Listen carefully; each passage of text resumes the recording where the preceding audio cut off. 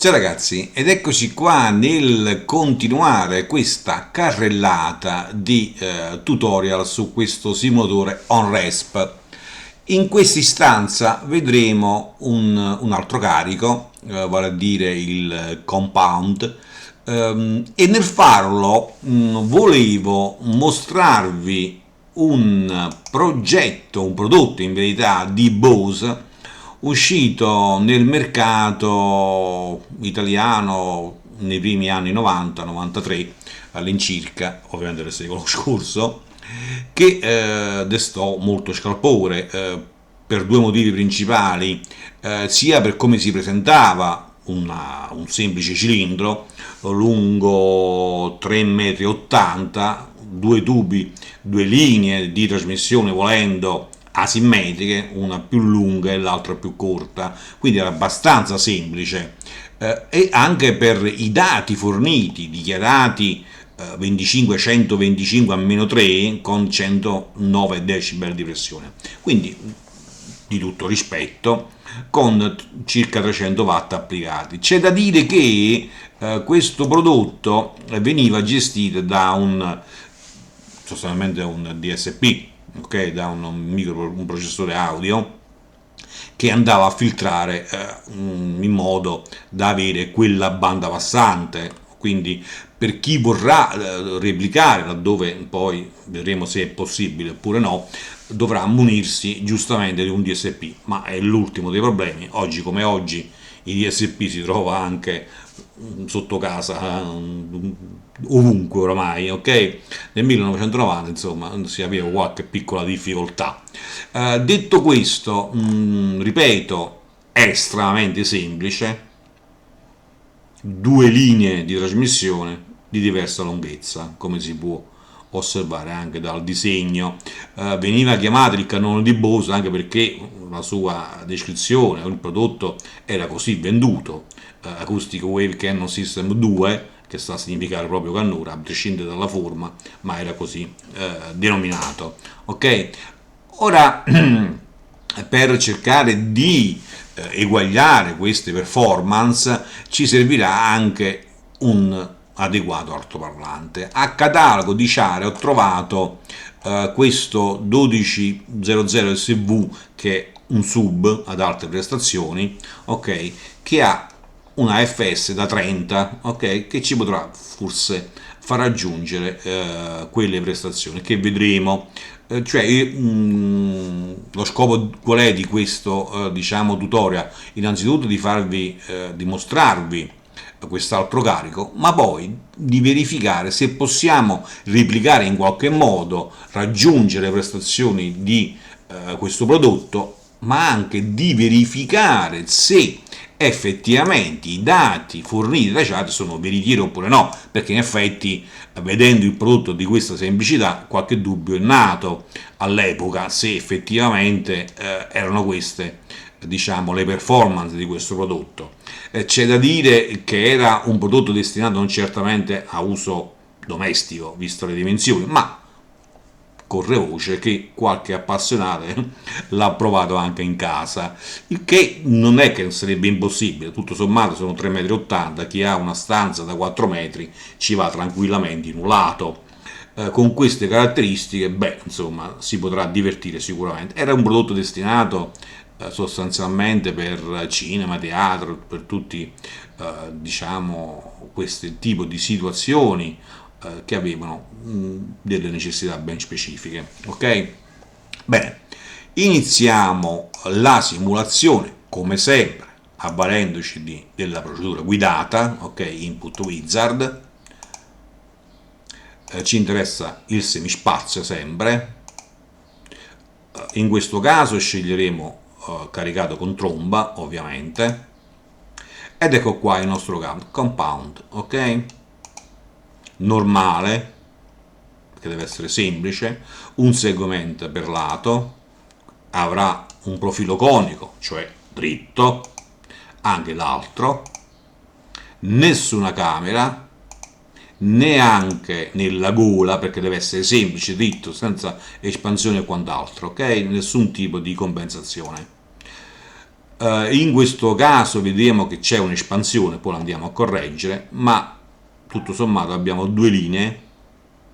Qua c'è il nostro altoparlante, la prima irradia sul fronte, irradio su questa diciamo più lunga e sulla parte posteriore su quella più piccola. Finish per proseguire. A questo punto andiamo sul nostro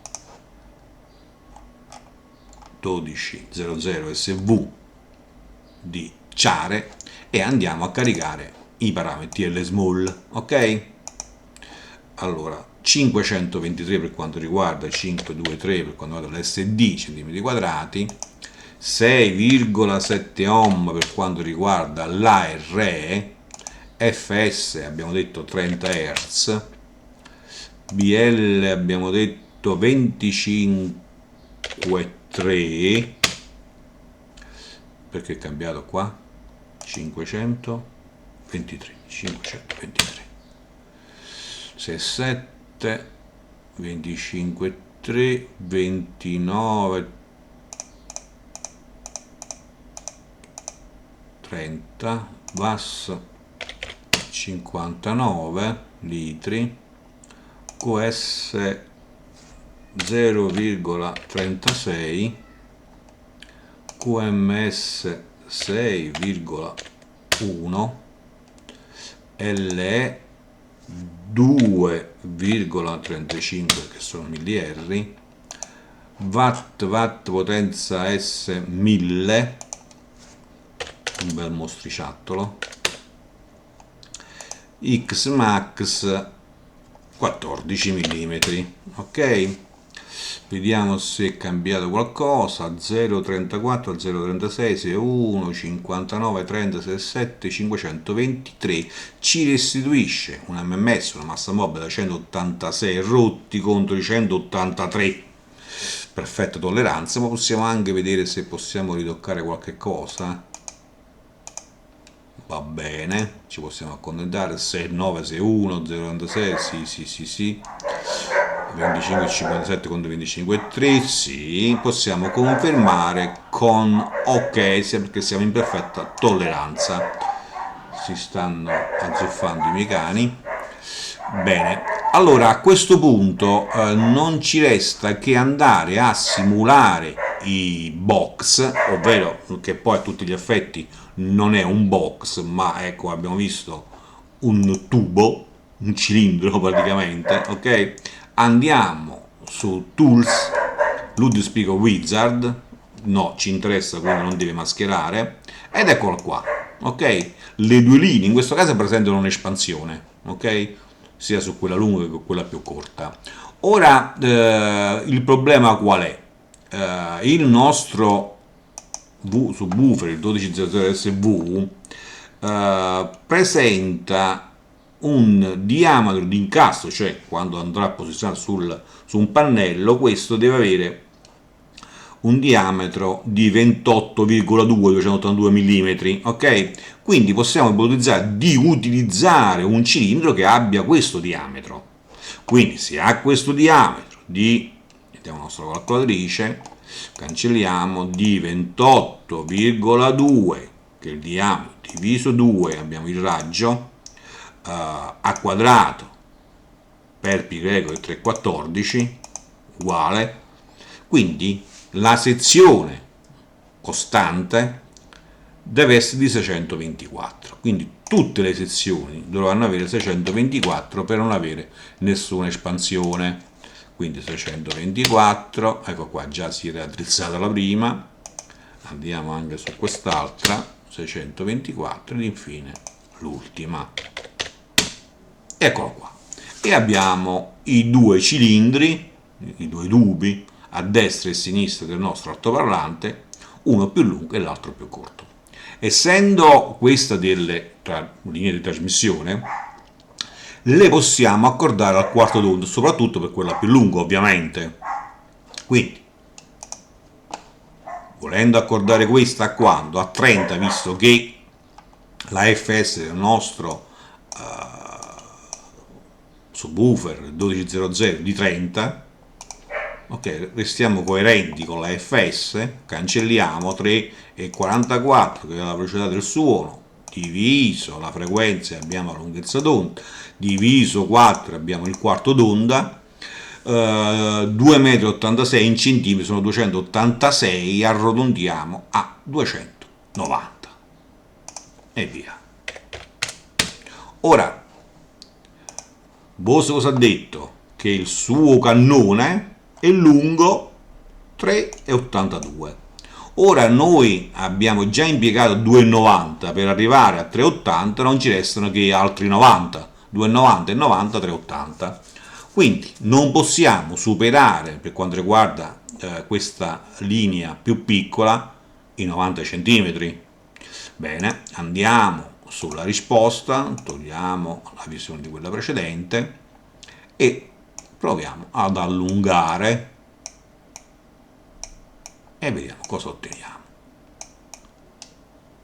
Si sta pulendo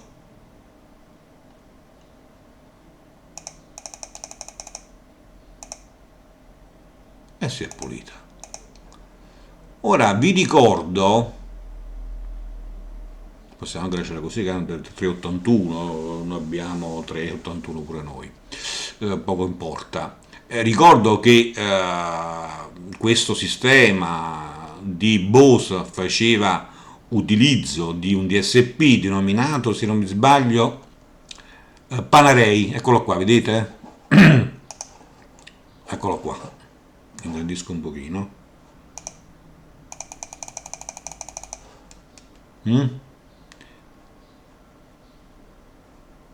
Che mandava il segnale nell'amplificatore e questo andava poi a alimentare il cannone. Ok? Quindi tutto questo andrà tagliato dal DSP.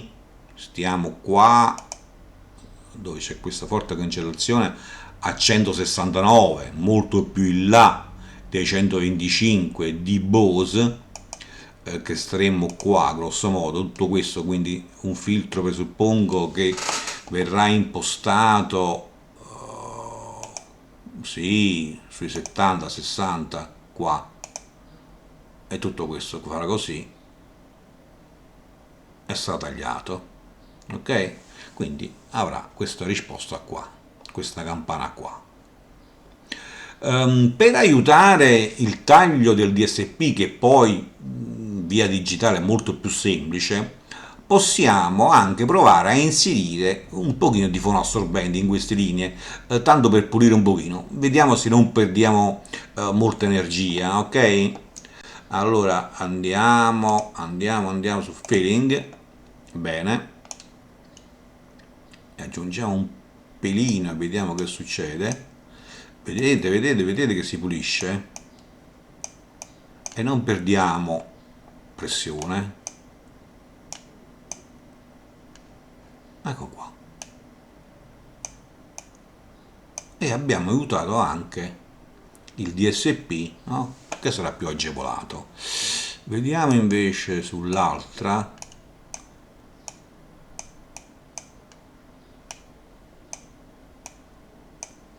Sì, sì.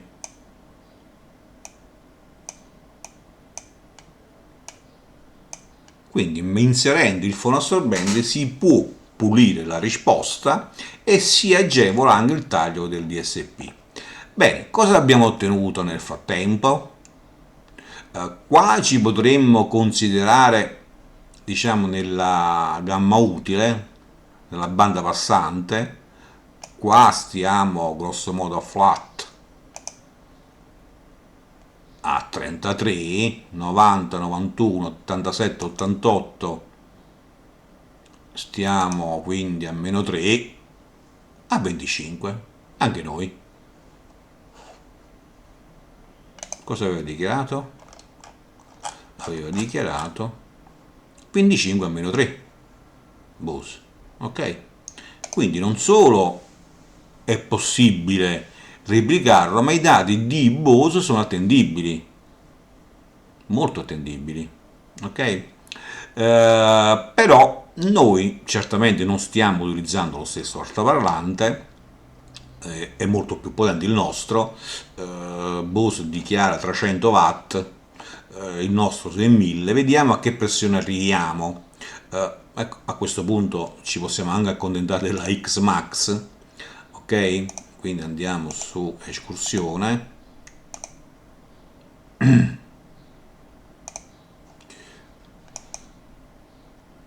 e aumentiamo il voltaggio, ovvero la potenza applicata, ok? Affinché finché non si superi, ci avviciniamo a questi 14 mm, ok? Siamo a 4, 6, 8, 10, 12, 14. 14, mettiamoci a 14 precisamente, non voglio strafare, va? Ecco qua, non superando la X Max addirittura, che ricordo è un dato che non ci dice assolutamente nulla. Bene, non superando la X Max comunque sia, cosa abbiamo ottenuto? Abbiamo ottenuto la bellezza di 119 decibel a 30 Hz a 25 come da Bose 115, tantissimo, tantissimo. A questo punto possiamo fare anche una controverifica, possiamo applicare i 300 watt di Bose e vedere quanta pressione riusciamo a ottenere dal nostro sistema. Quindi formula inversa, dove sta la nostra calcolatrice, abbiamo 300 per 6,7 che la nostra R è uguale radice quadrata 45 volts per ottenere i 300 watt. Facciamo la prova del 9, 45 al quadrato per 6,7, pardon, ho fatto qualche sciocchezza, 45 al quadrato diviso 6,7, 345 volts, aggiudicati 45 volts, e vediamo cosa abbiamo ottenuto. A 25 abbiamo, signori miei, 111 contro i 109 di Bose. Sì, 109 di Bose. Quindi è replicabile, e Bose ha fornito dei dati veritieri, ok? Sembra strano che un progetto così semplice si possa raggiungere tali prestazioni. Del resto anche facile, cioè ripeto, sono due tubi che praticamente sono attaccati per mezzo dell'altoparlante, uno più lungo e l'altro più corto, uno di 2 metri e 90 e l'altro di 90, stop. Poi si gestisce con DSP, con un amplificatore, voglio dire, degno di questo nome, e abbiamo queste prestazioni.